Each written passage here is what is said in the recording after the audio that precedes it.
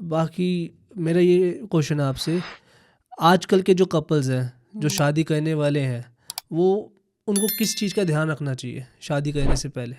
शादी अरेंज करने से मैरिज पहले मान लो कि दो लड़का लड़की है, फैमिली ने अरेंज मैरिज करवा दी, तो क्या देखो, ध्यान रखना चाहिए? अरेंज मैरिज में तो पहले तो मैरिज से पहले तो खैर वो कोई ध्यान नहीं रख सकते, आफ्टर मैरिज ही ध्यान रखेंगे। सबसे बड़ी बात होती है एक दूसरे को समझना, अंडरस्टैंडिंग बहुत मायने रखती है, रेस्पेक्ट एक दूसरे की, पर्सनल स्पेस, और सबसे मेन थिंग जो पता है क्या आती है वो होती है responsibilities.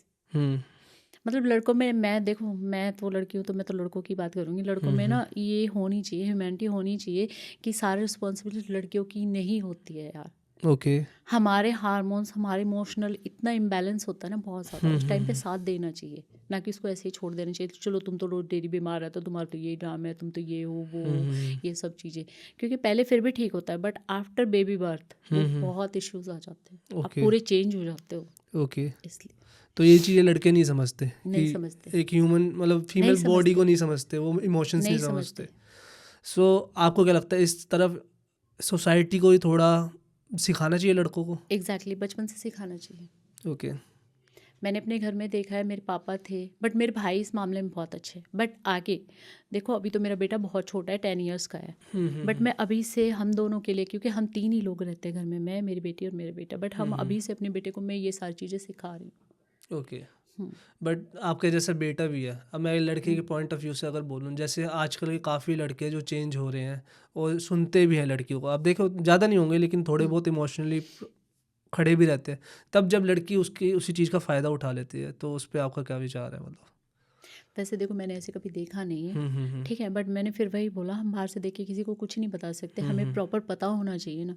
I don't think so कि लड़कियां कभी भी फ़ायदा उठाती हैं या कि नहीं, इमोशनली किसी को तोड़ती, कभी नहीं तोड़ती, नहीं मैंने देखे हैं, नहीं होता। केसेस मेरे सामने है, I can't say name, but हाँ मैंने देखे हैं कि अगर जो मतलब जैसे बोलते थे ना, हमने देखे कि पहले के हस्बैंड कैसे होते थे कि बिल्कुल नहीं सुनते थे, वो भी सीन देखे, और अब जो सुनते हैं तो वो तो यार जिनकी फिर शादी वो अब परिस्थितियाँ चेंज हो गई ना, पहले लड़कियों के साथ ये चीज़ होती थी, अब लड़कों के साथ ये चीज़ हो रही है, लड़कियाँ ही कब तक बर्दाश्त करेंगे? अब मुझे एक चीज़ तो ये एक बताइए। तरह का रिवेंज हो गया, एक तरह का। Exactly, revenge. ओके, मेरा बस चले, मैं भी लूँगी, रिवेंज लो गया। एग्जैक्टली लूँगी।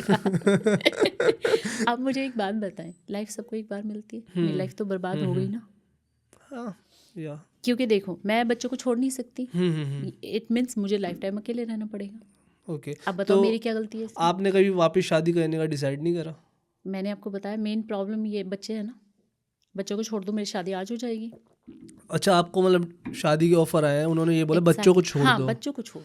मतलब कुछ एग्जांपल आप कुछ बताना चाहोगे इसके बारे में कुछ? हाँ, मैंने आपको by not taking name, but हाँ नहीं, थोड़ा मैं बहुत आपको। नाम तो वैसे भी नहीं लेंगे, मतलब 2-3 वैसे, जैसे एज अ पर्सन, मतलब लड़कों ने भी बोला है, ठीक है, और मेरे फ्रेंड सर्कल में भी हैं, जैसे प्रॉपर यहीं के गुड़गांव के ही हैं, तो उन्होंने भी बोला है कि भाई बेटी जैसे बड़ी है, मेरी बेटी अभी 17 ईयर्स की हो चुकी है, तो बोलते हैं कि मतलब तुम दोनों बच्चों को हॉस्टल में छोड़ दो, कोई इशू नहीं है, पढ़ाई लिखाई सब चीज़ों का खर्चा हम ही उठाएंगे, ठीक है, बट साथ नहीं रखेंगे। ओके, यार मैं तो उनके बिना 1 मिनट नहीं रह सकती।